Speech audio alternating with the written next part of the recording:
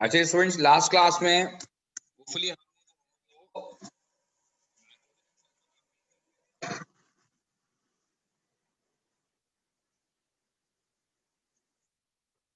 जी बताइएगा। सर आपकी आवाज कट गई थी, जरा दोबारा बोले। मैंने कहा लास्ट क्लास में क्या किया था? सर कैटालिटिक कन्वर्टर कर लिया था और atmospheric oxidation of catalyst by ठीक है, ऑफ SO2। इसका मतलब है कि नाइट्रोजन एंड सल्फर यानी हमारा इनऑर्गेनिक वाला पोर्शन कंप्लीट हो गया। अब हम मूव कर रहे हैं आज एक नए चैप्टर पर। ये चैप्टर प्रैक्टिकल के लिहाज से भी इंपॉर्टेंट है और थ्योरेटिकली तो खैर इंपॉर्टेंट है ही। चैप्टर है चैप्टर ऑफ केमिकल एनर्जेटिक्स।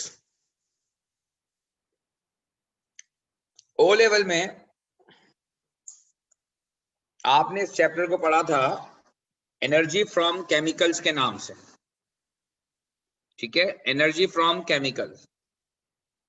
और अब एज में यही टॉपिक जो है वो हम केमिकल एनर्जेटिक्स की हेडिंग में पढ़ेंगे। केमिकल एनर्जेटिक्स बाय डेफिनेशन जो है हम कहते हैं उस स्टडी को जिसमें हम डिस्कस करते हैं about conversion of chemical energy to heat energy और heat energy to chemical energy, vice versa. देखिए, जब कोई रिएक्शन होता है किसी बीकर के अंदर तो या तो सॉल्यूशन ठंडा हो जाता है या सॉल्यूशन गर्म हो जाता है। तो बेसिकली वहां पर क्या होता है कि केमिकल्स आपस में रिएक्ट करते हैं और उनकी जो केमिकल एनर्जी है वो हीट एनर्जी में कन्वर्ट हो जाती है और वो हीट एनर्जी जो है वो सॉल्यूशन एब्जॉर्ब करता है और उसका टेम्परेचर हाई हो जाता है, या वाइस वर्सा होता है कि वो हीट एनर्जी एब्जॉर्ब करता है केमिकल और हीट एनर्जी कन्वर्ट हो जाती है इनटू केमिकल एनर्जी, जिसकी वजह से सॉल्यूशन का टेम्परेचर कम हो जाता है। बेसिकली केमिकल एनर्जेटिक्स जो है वो स्टडी है, study of conversion of chemical energy to heat energy और वाइस वर्सा, यानी heat energy to chemical energy also.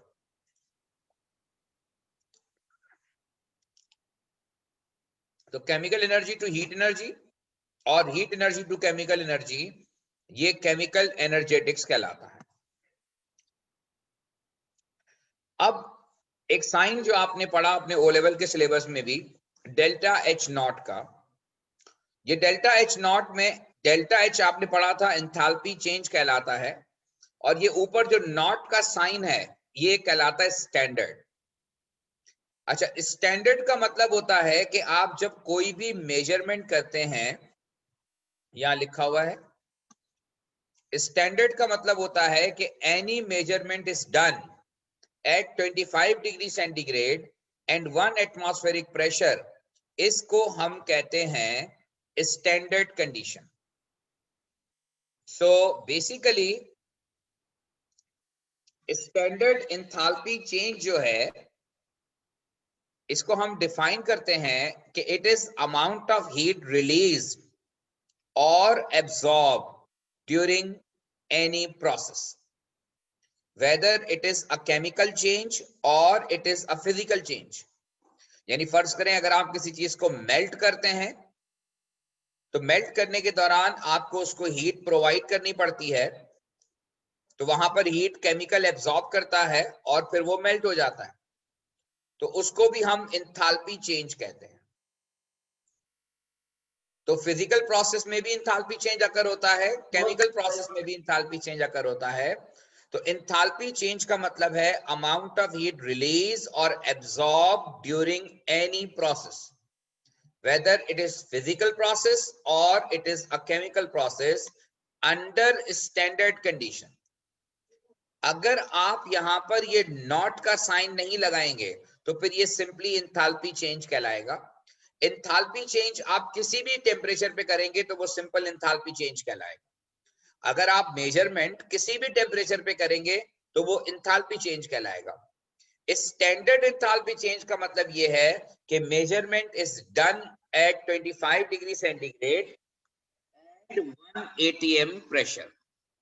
1 atm pressure जो होता है ये एक्चुअली 1 atm का मतलब ये है कि 101 किलो पास्कल। 1 atm का मतलब ये है कि ये 101 किलो पास्कल है।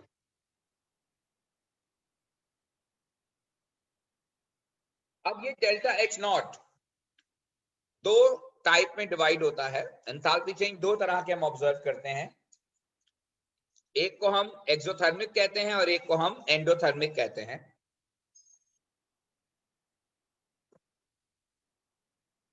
अब एक्सो और एंडो में फर्क ये ऑलरेडी आप ओ लेवल में करके आए हैं।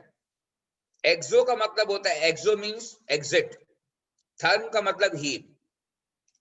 तो whenever heat is released, whenever heat is produced, whenever heat is evolved, इस प्रोसेस को हम कहते हैं exothermic process. So the process in which heat is removed, heat is produced, heat is generated, heat is evolved, हम इस process को exothermic process कहते हैं। इस प्रोसेस को हम एक्सोथर्मिक प्रोसेस कहते हैं। और एक्सोथर्मिक प्रोसेस में एनर्जी हमेशा सिस्टम से सराउंडिंग में जाती है। सिस्टम से सराउंडिंग का मतलब क्या है? सिस्टम से सराउंडिंग का मतलब ये होता है कि टर्म सिस्टम का मतलब होता है कि anything which is under observation. फर्ज करें एक जगह पर आप दो केमिकल्स को मिला रहे हैं एक कंटेनर के अंदर, तो उस कंटेनर के अंदर जो वो दो केमिकल्स हैं जो आपस में रिएक्ट करने जा रहे हैं वो आपका सिस्टम है, और उसके अलावा जो कुछ है वो आपकी सराउंडिंग है। यानी इवन जिस सॉल्यूशन के अंदर वो रिएक्शन हो रहा है वो सॉल्यूशन भी सराउंडिंग कहलाएगी। तो बेसिकली एक्सोथर्मिक प्रोसेस में क्या होता है कि एनर्जी ट्रांसफर होती है, हीट ट्रांसफर होती है from system to surrounding. Heat is transferred from system to surrounding, और इसका नतीजा क्या निकलता है कि सॉल्यूशन बिकम हॉट। जब भी एक्सोथर्मिक प्रोसेस होगा हमेशा सॉल्यूशन पहले के मुकाबले में हॉट हो जाएगा। अभी मैंने इसकी वजह आपको बताई कि जो सॉल्यूशन होता है वो सराउंडिंग होती है। असल में जब केमिकल्स आपस में रिएक्ट करके हीट रिलीज करते हैं तो वो हीट सॉल्यूशन के अंदर आती है और सॉल्यूशन का टेम्परेचर राइज हो जाता है, तो सॉल्यूशन बिकम हॉट। और अगर आप ग्राफ बनाएंगे टेम्परेचर और टाइम का, तो टेम्परेचर और टाइम के ग्राफ में एक्सोथर्मिक प्रोसेस में क्या होगा कि पहले टेम्परेचर बढ़ेगा, एक सर्टेन मैक्सिमम तक जाएगा, और ये वो स्टेज होगा जहां पर रिएक्शन या प्रोसेस कंप्लीट हो जाएगा, फर्दर हीट रिलीज होना बंद हो जाएगी। फिर रिएक्शन चूंकि नहीं हो रहा, फर्दर हीट रिलीज नहीं हो रही, लिहाजा आहिस्ता आहिस्ता सॉल्यूशन ठंडा होना शुरू होगा और finally it will reach at room temperature. So whenever a graph is plotted in between temperature and time for exothermic process, तो exothermic process के लिए ये टेम्परेचर और टाइम का ग्राफ है कि पहले टेम्परेचर बढ़ेगा till reaction या process has been completed, और फिर जब आप उसको छोड़ देंगे तो आहिस्ता आहिस्ता टेम्परेचर फिर मजीद कम होता जाएगा and finally it become equivalent to room temperature.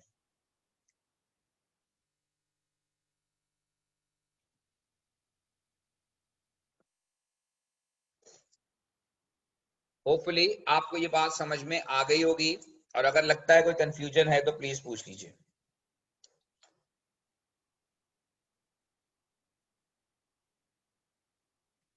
Right, अब एंडोथर्मिक में क्या होता है कि एंडोथर्मिक में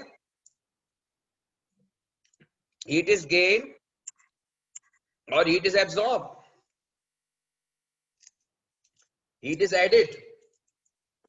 तो जब भी हीट एब्सॉर्ब होगी, हीट गेन होगी, हीट एडेड होगी, तो ये प्रोसेस एंडोथर्मिक प्रोसेस कहलाता है, यानी कि इसमें थर्म यानी हीट जो है वो एब्जॉर्ब होती है।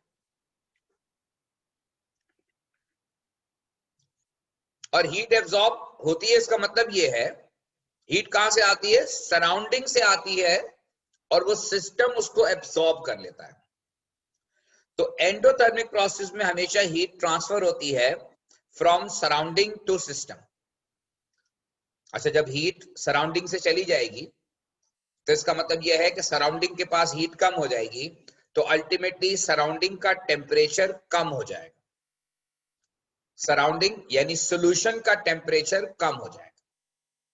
तो एंडोथर्मिक प्रोसेस की ये निशानी होती है कि एंडोथर्मिक प्रोसेस में टेम्परेचर ऑफ सॉल्यूशन जो है वो कम हो जाता है, सॉल्यूशन बिकम कूल, सॉल्यूशन जो है उसका टेम्परेचर कम हो जाता है। और जब आप इसकी डायग्राम बनाते हैं टेम्परेचर और टाइम की, तो टेम्परेचर और टाइम की डायग्राम में आप देखिए कि पहले टेम्परेचर कम होगा और एक सर्टेन मिनिमम लेवल तक पहुंचेगा, और फिर उसके बाद ये दोबारा से हीट एब्जॉर्ब करना शुरू करेगा, क्योंकि जितना प्रोसेस होना था वो हो चुका, जितना सॉल्यूशन में ठंडा होना था वो हो गया, जितनी हीट एब्जॉर्ब होनी थी वो हो गई, प्रोसेस कंप्लीट हो गया। अब चूंकि सॉल्यूशन ठंडा हो गया है, लिहाजा आपको पता है कि ठंडा सॉल्यूशन दोबारा रूम टेम्परेचर पे आएगा। अगर आप कमरे में ठंडा पानी रखते हैं तो आहिस्ता आहिस्ता वो गर्म होना शुरू होता है, और वो उस वक्त तक उसका टेम्परेचर बढ़ता रहता है जब तक कि वो रूम टेम्परेचर के इक्वल नहीं हो जाता। तो एंडोथर्मिक प्रोसेस का भी जो ग्राफ बनता है वो ऐसे ही बनता है कि पहले टेम्परेचर डिक्रीज होना शुरू होता है अप टू सर्टेन लेवल, और फिर उसके बाद दोबारा वो इंक्रीज होना शुरू होता है and it become equivalent to room temperature. तो ये एंडोथर्मिक प्रोसेस को रिप्रेजेंट करता है। अच्छा, ये जो डायग्राम मैंने बनाई है, ये डायग्राम मैं ऑलरेडी आपको बनवा चुका हूं, इसलिए मैंने इस पे बात नहीं की, लेकिन बहरहाल ये एनर्जी प्रोफाइल डायग्राम कहलाती है फॉर एक्सोथर्मिक प्रोसेस। इसमें आपको मैं बता चुका हूं कि रिएक्टेंट से लेकर इस ग्राफ की जो हाइट है वो एक्टिवेशन एनर्जी कहलाती है। किसी भी केमिकल रिएक्शन का कॉन्सेप्ट ये होता है कि पहले बॉन्ड ब्रेक होते हैं और फिर बॉन्ड फॉर्म होते हैं। तो जब बॉन्ड ब्रेक होते हैं तो आपको एनर्जी देनी पड़ती है, बॉन्ड ब्रेकिंग को के लिए जो एनर्जी देनी पड़ती है उसको उसी को हम एक्टिवेशन एनर्जी कहते हैं। Once all bonds are broken then new bonds are form, और जब न्यू बॉन्ड बनते हैं तो एनर्जी रिलीज होती है। तो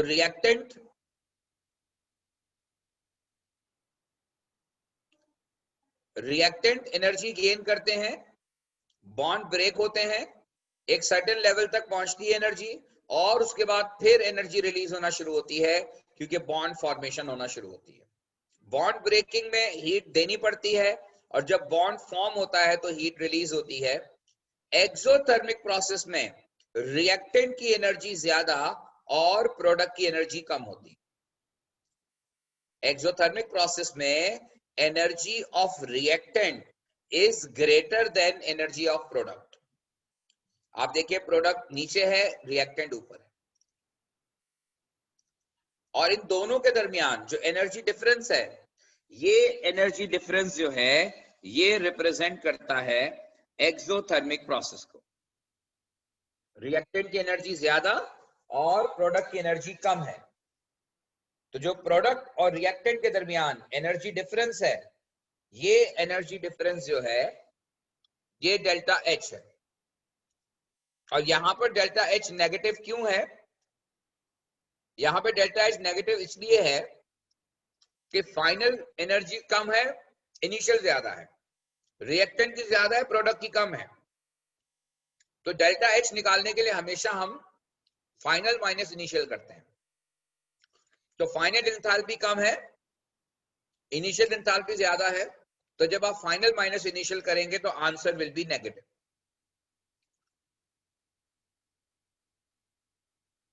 इसीलिए एक्सोथर्मिक प्रोसेस में हम हमेशा डेल्टा एच जो लेते हैं वो नेगेटिव लेते हैं।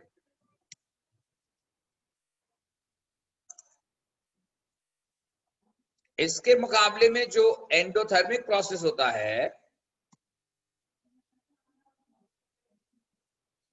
एंडोथर्मिक प्रोसेस में देखें क्या होता है कि रिएक्टेंट एनर्जी पहले एब्जॉर्ब करता है टू गेट एक्टिवेशन एनर्जी, और फिर उसके बाद एनर्जी वो रिलीज करता है जब बॉन्ड फॉर्म होते हैं। लेकिन एंडोथर्मिक प्रोसेस में रिएक्टेंट की एनर्जी कम और प्रोडक्ट की एनर्जी ज्यादा है, यानी फाइनल ज्यादा है, इनिशियल कम है। इसलिए एंडोथर्मिक प्रोसेस में डेल्टा एच की वैल्यू पॉजिटिव होती है। एंडोथर्मिक प्रोसेस में डेल्टा एच की वैल्यू जो होती है वो पॉजिटिव होती है। डेल्टा एच की वैल्यू पॉजिटिव होती है एंडोथर्मिक प्रोसेस में, क्योंकि प्रोडक्ट की एनर्जी ज्यादा और रिएक्टेंट की एनर्जी कम होती है।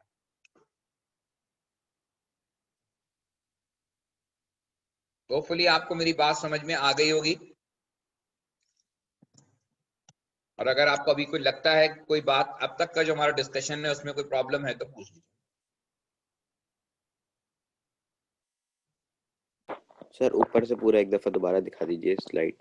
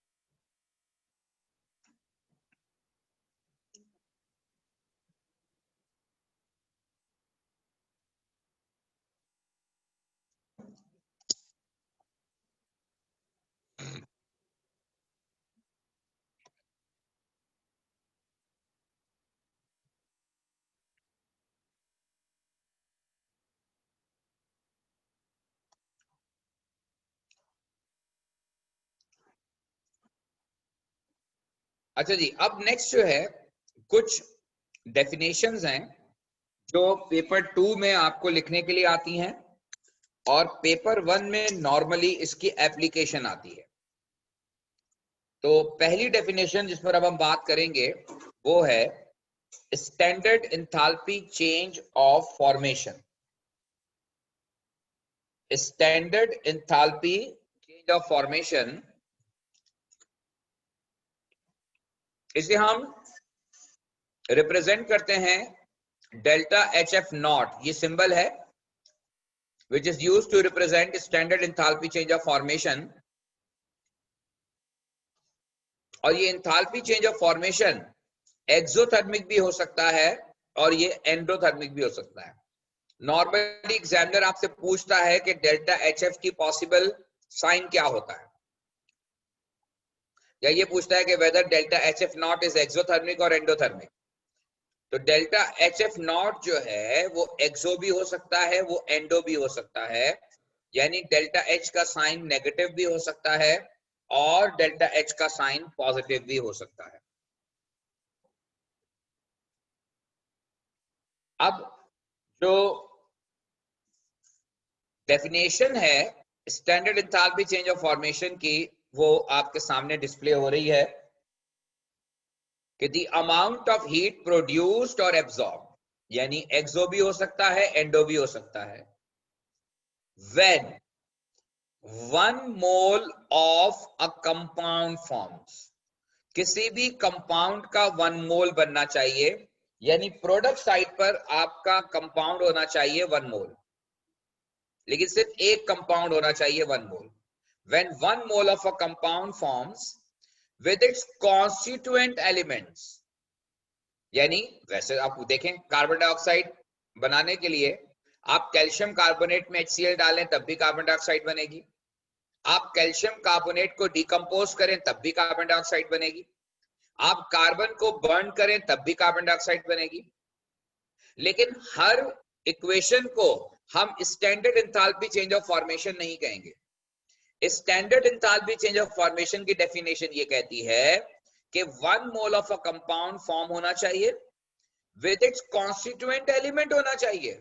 यानी ये नहीं है कि 1 मोल ऑफ कंपाउंड किसी दूसरे कंपाउंड से बन रहा है, नहीं, बल्कि 1 मोल ऑफ कंपाउंड बनना चाहिए with its constituent elements. Constituent element का मतलब ये है कि जिनसे वो बना है। जैसे carbon dioxide is composed of carbon and oxygen, तो जब कार्बन और ऑक्सीजन मिलकर 1 मोल ऑफ कार्बन डाइऑक्साइड बनाए तो इस इक्वेशन को हम कहते हैं standard enthalpy change of formation. The amount of heat produced और absorb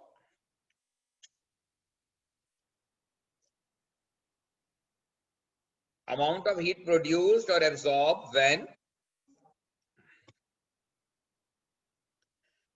1 mole of a compound forms with its constituent elements, यानी जो भी उसके रिस्पेक्टिव एलिमेंट्स हैं, इन देयर स्टैंडर्ड स्टेट्स। ये भी कंडीशन है। यानी अगर कार्बन रूम टेम्परेचर पे सॉलिड है और आपने गलती से कार्बन गैसियस लिख दिया तो वो फिर standard enthalpy change of formation को रिप्रेजेंट नहीं करेगी इक्वेशन। यानी जो भी एलिमेंट आप इस्तेमाल करेंगे वो अपने स्टैंडर्ड स्टेट्स में होने चाहिए। जैसे oxygen, oxygen is a diatomic molecule in its standard state. Oxygen जो है वो डाई एटॉमिक मॉलिक्यूल है इन इट्स स्टैंडर्ड स्टेट। अच्छा, अंडर स्टैंडर्ड कंडीशंस, यानी एक तो स्टेट भी स्टैंडर्ड होना चाहिए और फिर उसके बाद जो कंडीशंस आप अप्लाई कर रहे हैं वो भी स्टैंडर्ड कंडीशंस होनी चाहिए। तो इसे हम कहते हैं standard enthalpy change of formation.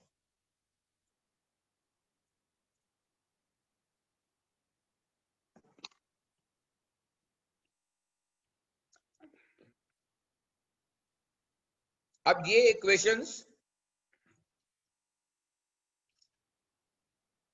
पहली इक्वेशन रिप्रेजेंट कर रही है standard enthalpy change of formation of carbon dioxide. इसमें आप देखिए कि 1 mole of carbon dioxide form हो रहा है,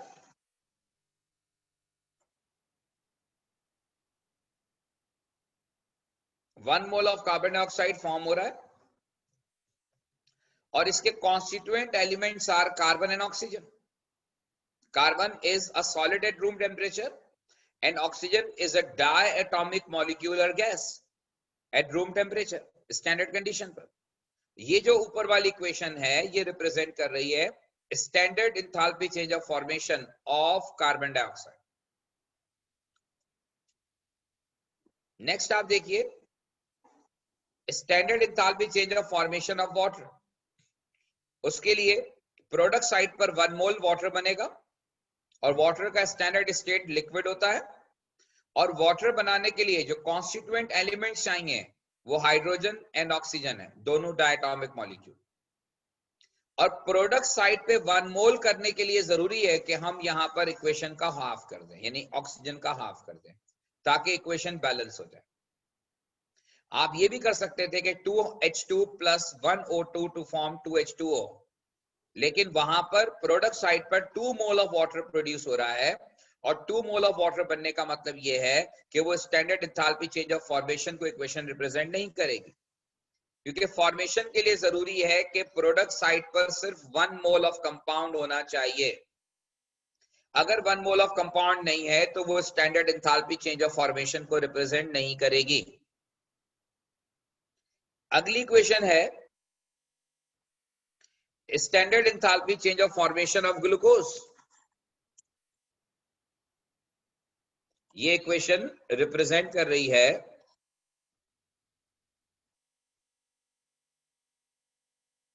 standard enthalpy change of formation of glucose. अब ग्लूकोज का फॉर्मूला है C6H12O6 और रूम टेम्परेचर पे ये सॉलिड है। अब इसके कॉन्स्टिट्यूएंट एलिमेंट्स कौन कौन से हैं? It is made up of carbon, hydrogen and oxygen. So constituent elements are carbon, hydrogen and oxygen, और फिर हमने इनको बैलेंस कर लिया। रिएक्टेंट साइड पर कुछ भी मोल हो सकते हैं, लेकिन प्रोडक्ट साइड पर 1 मोल होना जरूरी है।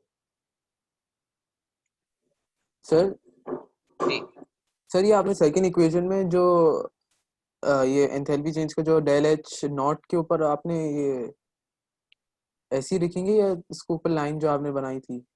दोनों दोनों तरीके लिखने के हैं, दोनों साइन स्टैंडर्ड को ही रिप्रेजेंट कर रहे हैं। आप ऊपर अच्छा लाइन लगाएं या सिंपल सर्कल बना दें, दोनों स्टैंडर्ड की रिप्रेजेंटेशन। ठीक है। अच्छा जी, अब आप एक काम कीजिए कि आप जो है वो बेरियम सल्फेट के लिए एक इक्वेशन लिखें, standard enthalpy change of formation. खुद से ट्राई करें, right an equation two show standard enthalpy change of formation of barium sulphate BaSO4।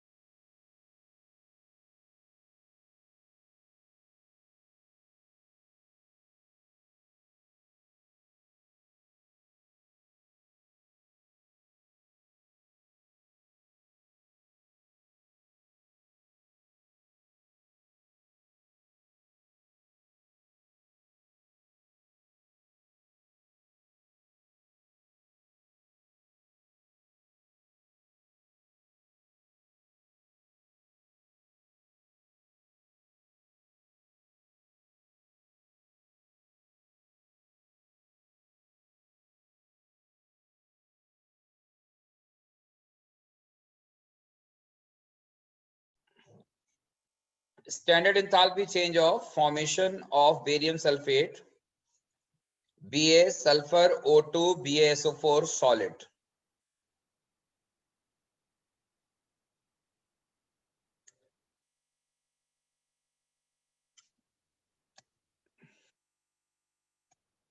अब इसकी इक्वेशन में प्रोडक्ट साइड पर आप लिखेंगे 1 mole of compound form, that is barium sulfate solid. Now constituent elements, constituent element में एक तो barium है और बेरियम इज अ मेटल, तो सॉलिड होगा। सल्फर रूम टेम्परेचर पर सॉलिड होता है और oxygen is a diatomic molecule, और इसको बैलेंस करने के लिए आप 2O2 लिखेंगे। ये बेरियम सल्फेट की इक्वेशन, ये इक्वेशन रिप्रेजेंट कर रही है standard enthalpy change of formation of barium sulphate. अच्छा, एक बात और हो सकती है यहाँ पर कि आपको याद होगा कि मैंने कहा था कि सल्फर जो होता है वो रूम टेम्परेचर पर S8 मॉलिक्यूलर फॉर्म में एग्जिस्ट करता है। अच्छा, अब एग्जामिनर जो है यहाँ पर एक्सेप्ट करता है आप सल्फर सॉलिड लिखें, ये भी एक्सेप्टेबल है, या फिर आप सल्फर 8 लिखें S8 सॉलिड, तो S8 सॉलिड लिखेंगे वो भी एक्सेप्टेबल है। लेकिन S8 लिखने के लिए फिर आपको इक्वेशन को बैलेंस भी करना पड़ेगा, और इक्वेशन को बैलेंस करने के लिए 1/8 S8 लिखना होगा, 1/8 S8, ताकि 8 से कैंसिल होके एक सल्फर हो जाए।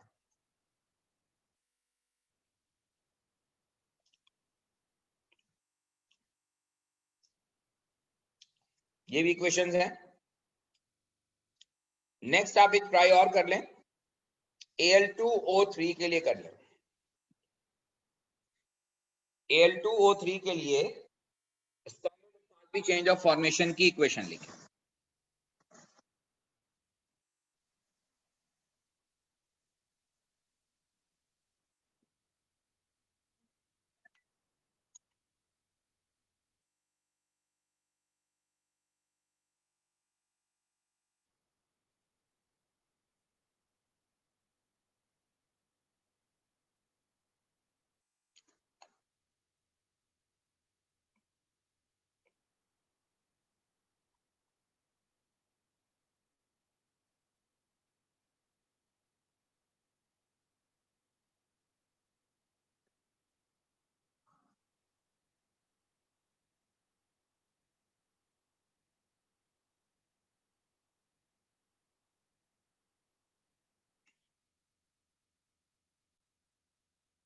अब देखिए Al2O3 के लिए 2 aluminium plus 3/2O2 to form Al2O3। इसके अलावा आप ये C2H6 C3H4n लिक्विड, इनके लिए आपको ट्राई कीजिएगा। एक बात मैं और बता दूं, अब जैसे आप देखिए यहां पर जो इक्वेशन आपको गिवन है,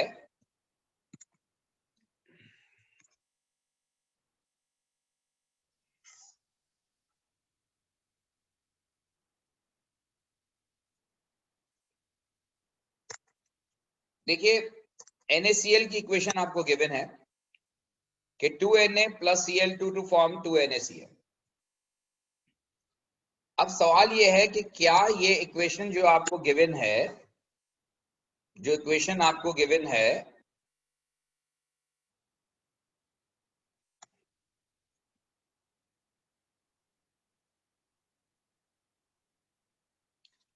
क्या ये equation standard enthalpy change of formation को रिप्रेजेंट कर रही है?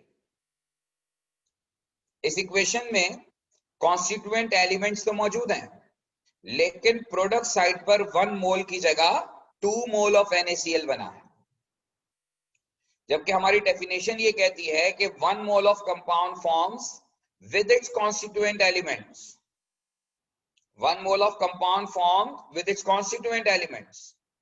तो यहां पर 1 मोल कंपाउंड का नहीं बन रहा।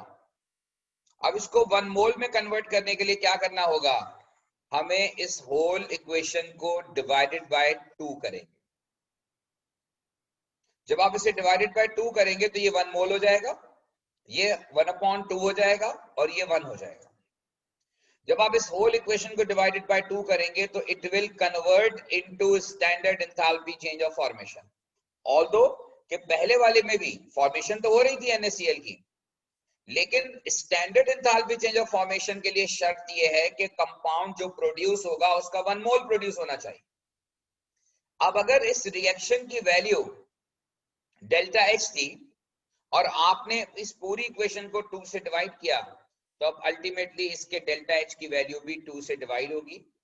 तो इस रिएक्शन का जो भी डेल्टा H होगा उसको जब आप डिवाइडेड बाय 2 करेंगे तो that become equivalent to standard enthalpy change of formation. जो भी इस रिएक्शन के डेल्टा एच नॉट की वैल्यू होगी उसे आप डिवाइडेड बाय 2 करेंगे तो that will convert into standard enthalpy change of formation.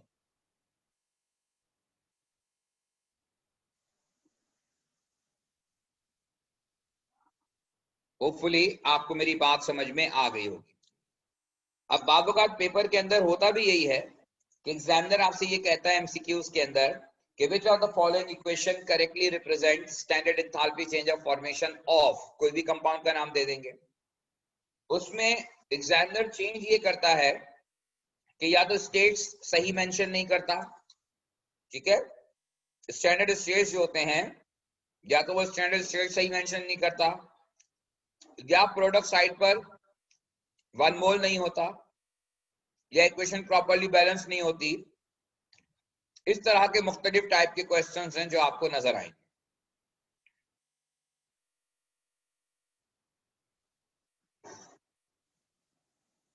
Hopefully आपको मेरी बात समझ में आ गई होगी।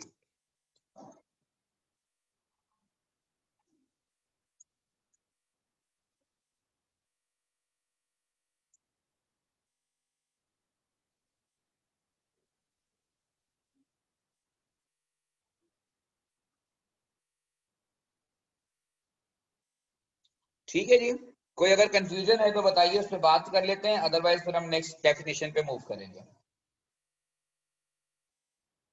कोई question?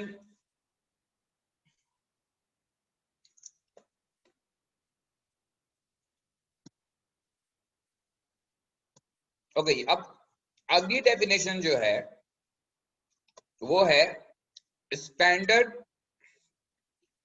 Enthalpy change of combustion.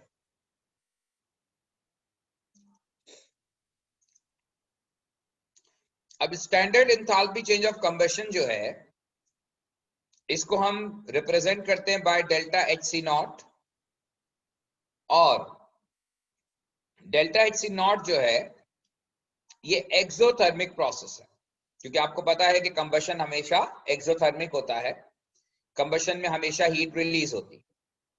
तो combustion is an exothermic process, और यहां पर डेल्टा एच की वैल्यू जो होगी वो नेगेटिव होगी, डेल्टा एच की वैल्यू जो होगी वो नेगेटिव होगी।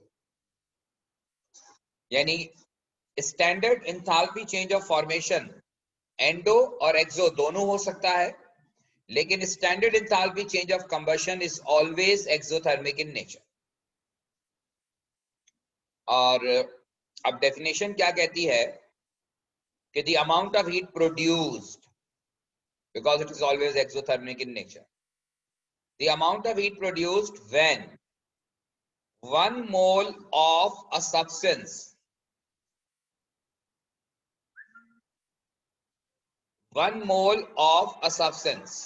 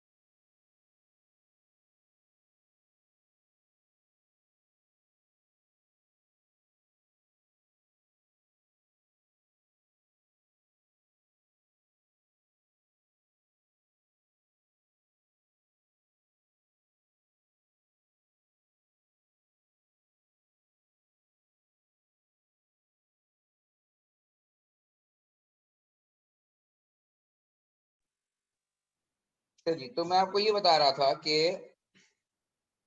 the amount of heat produced when 1 mole of a substance, यहां पर कंपाउंड नहीं लिखा हुआ, सब्सटेंस लिखा हुआ है। सब्सटेंस का मतलब ये होता है कि वो कंपाउंड भी हो सकता है, और वो कोई मिक्सचर भी हो सकता है, वो कोई एलिमेंट भी हो सकता है। वो कोई एलिमेंट भी हो सकता है। तो amount of heat produce when 1 mole of a substance Burns, चाहे वो एलिमेंट हो चाहे वो कंपाउंड हो, तो 1 mole of a compound, 1 mole of a substance burns in an excess of air in its standard state, यानी आप जिस चीज को बर्न कर रहे हैं वो अपने स्टैंडर्ड स्टेट में होनी चाहिए। फॉर एग्जाम्पल, अगर आप मीथेन को बर्न कर रहे हैं तो methane is a gas at room temperature, लेकिन अगर आप सल्फर को बर्न कर रहे हैं तो sulphur is a solid at room temperature. तो आप जिसको भी बर्न कर रहे हैं उसका 1 मोल होना चाहिए, इन इट्स स्टैंडर्ड स्टेट होना चाहिए, under standard condition is called standard enthalpy change of combustion. तो ये इक्वेशन जो है या ये डेफिनेशन जो है ये standard enthalpy change of combustion के लिए यूज की जाती है।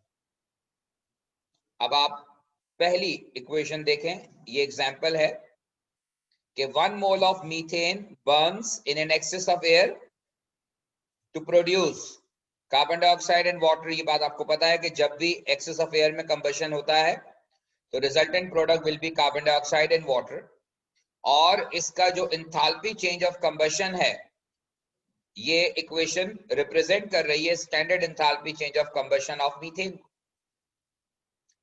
Standard enthalpy change of combustion of methane. Second equation मैंने लिखी है अगेन C4H10 यानी ब्यूटेन, ये भी रूम टेम्परेचर पे गैस होता है, और 1 mole of butane burns in an excess of air to make carbon dioxide and water, and this equation again represents standard enthalpy change of combustion of butane.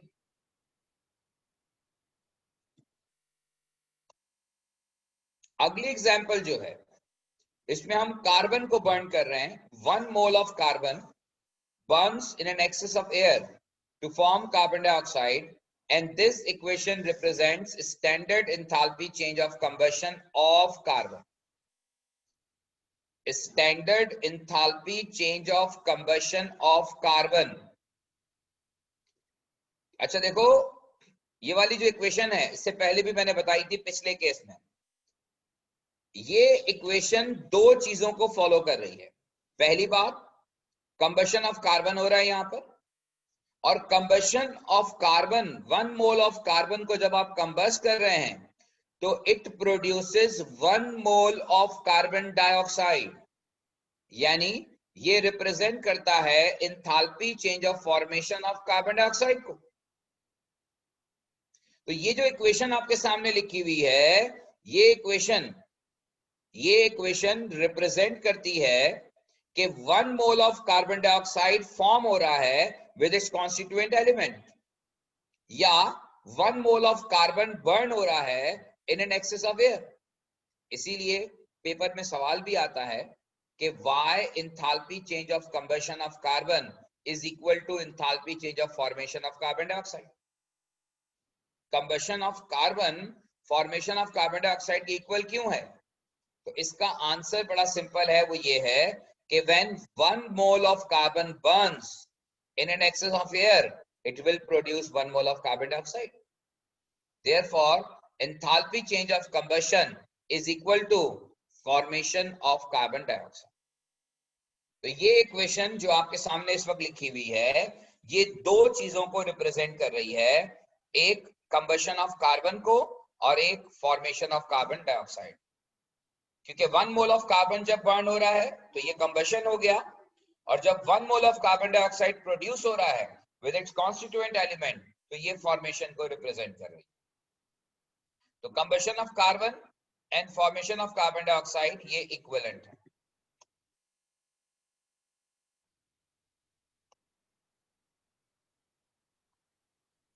Next ये equation है, यहां पर आप देखें सोडियम ऑक्साइड फॉर्म हो रहा है 1 मोल, अच्छा, और ये 2 मोल सोडियम बर्न हो रहा है। सवाल ये है कि क्या ये equation standard enthalpy change of combustion को रिप्रेजेंट कर रही है या नहीं कर रही। Standard enthalpy change of combustion के लिए क्या जरूरी है कि जो भी सब्सटेंस आप बर्न करें वो 1 मोल होना चाहिए, और यहां पर सोडियम जो बर्न हो रहा है वो 2 मोल बर्न हो रहा है। इसका मतलब ये हुआ कि ये equation standard enthalpy change of combustion of sodium को रिप्रेजेंट नहीं कर रही। अब कंबशन में कन्वर्ट करने के लिए हमें क्या करना पड़ेगा, इस पूरी इक्वेशन को डिवाइडेड बाय 2 करना पड़ेगा, इस पूरी इक्वेशन को डिवाइडेड बाय 2 करना पड़ेगा। जब आप सोडियम को डिवाइडेड बाय 2 करेंगे तो ये इक्वेशन कन्वर्ट होके देखो क्या हो जाएगी। डिवाइडेड बाय 2 पे ये सोडियम हो जाएगा, इसको डिवाइडेड बाय 2 करेंगे तो ये 1/2 से 1/4 हो जाएगा, और जब इसको डिवाइडेड बाय 2 करेंगे तो ये 1/2 हो जाएगा। Now this equation represents a standard enthalpy change of combustion of sodium. तो कंबशन के लिए जरूरी होता है कि जो रिएक्टेंट साइड है, जिस सब्सटेंस को आप बर्न कर रहे हैं, वो 1 मोल होना जरूरी है, और फॉर्मेशन में ये होता है कि जो कंपाउंड फॉर्म हो रहा है उसका 1 मोल होना जरूरी है। ये बहुत इंपॉर्टेंट बात है कि अगर किसी इक्वेशन में, ऑल्दो कि सोडियम यहां पर भी तो कंबस हो रहा है, कंबशन का ये रिएक्शन है, लेकिन ये equation standard enthalpy change of combustion को रिप्रेजेंट नहीं कर रही, कंबशन को रिप्रेजेंट कर रही है। यहां पर कंबशन हो रहा है, लेकिन standard enthalpy change of combustion की डेफिनेशन के हिसाब से 1 मोल ऑफ सब्सटेंस को बर्न होना चाहिए। तो फिर आप इस इक्वेशन को जब डिवाइडेड बाय 2 करेंगे तो ये इक्वेशन कन्वर्ट हो जाएगी equation of standard enthalpy change of combustion. ये इक्वेशन कन्वर्ट हो जाएगी into standard enthalpy change of combustion. There is another example, propanol.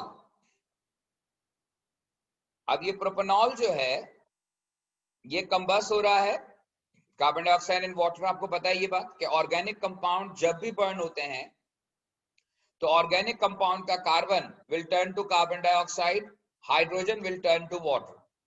Carbon dioxide is a gas at room temperature, water is a liquid at room temperature, और ये equation represent कर रही है standard enthalpy change of combustion of propanol. Standard enthalpy change of combustion of propanol को represent कर रही है।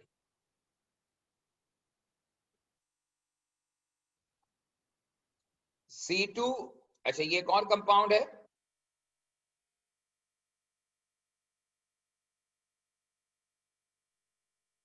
ये इक्वेशन आपके सामने है।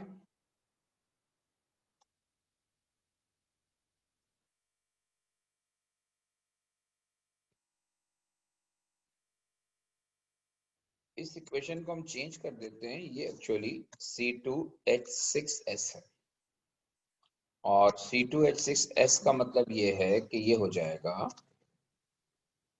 3H2O, और फिर ये 4 7 और 2 9, ये हो जाएगा 9/2।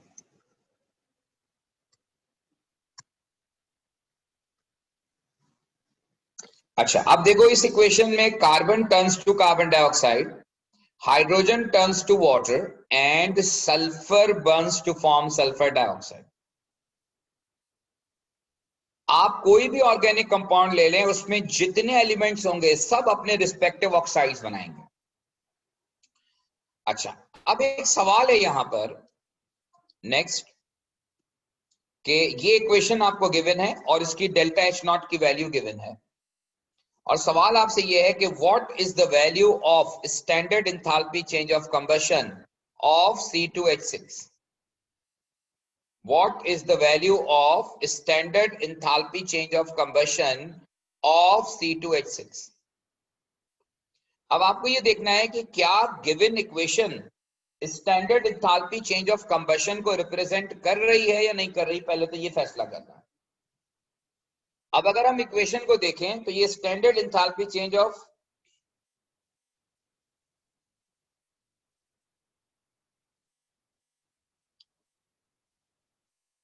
Standard enthalpy change of combustion को रिप्रेजेंट नहीं कर रही। इसकी वजह यह है कि यहां पर जो सब्सटेंस बर्न हो रहा है उसका 2 मोल बर्न हो रहा है, जबकि आपको पता है कि standard enthalpy change of combustion के केस में हमेशा 1 मोल ऑफ सब्सटेंस को बर्न होना चाहिए। तो हम क्या करेंगे, इस पूरी इक्वेशन को जब डिवाइडेड बाय 2 करेंगे तो अल्टीमेटली इक्वेशन कन्वर्ट हो जाएगी into standard enthalpy change of combustion. और जब आप इस पूरी इक्वेशन को 2 से डिवाइड करेंगे तो अल्टीमेटली इसकी डेल्टा H नॉट जो गिवन है आपको 40-20, इसको भी 2 से डिवाइड करेंगे। तो जब इक्वेशन 2 से डिवाइड होगी तो वैल्यू भी 2 से डिवाइड हो जाएगी और ये हो जाएगा 10 kilojoule per mole. Standard enthalpy change of combustion -2010 kilojoule per mole. तो कुछ पेपर्स के अंदर इस तरह के क्वेश्चंस मौजूद हैं जहां एग्जामिनर आपको प्रॉपर वैल्यू फाइंड आउट करवाता है और इक्वेशन उसने आपको कंबशन की दी हुई होती है। जैसे ऊपर वाली इक्वेशन में ये कंबशन की इक्वेशन तो है, इथेन यहाँ पे कंबस हो रहा है, लेकिन ये equation standard enthalpy change of combustion को रिप्रेजेंट नहीं कर रही। और standard enthalpy change of combustion के लिए आपको इस पूरी इक्वेशन को डिवाइडेड बाय 2 करना पड़ेगा और अल्टीमेटली जब आप वैल्यू को इक्वेशन को डिवाइडेड बाय 2 करेंगे तो उसकी वैल्यू भी डिवाइडेड बाय 2 हो जाएगी। होपफुली आपको ये कॉन्सेप्ट समझ में आ गया होगा। अब अगर यहां तक किसी किस्म का कोई सवाल है तो आप पूछ सकते। ठीक है जी, तो अब इंशाल्लाह इसको हम कंटिन्यू करेंगे नेक्स्ट क्लास में। कोई अगर क्वेश्चन है तो पूछ लीजिए।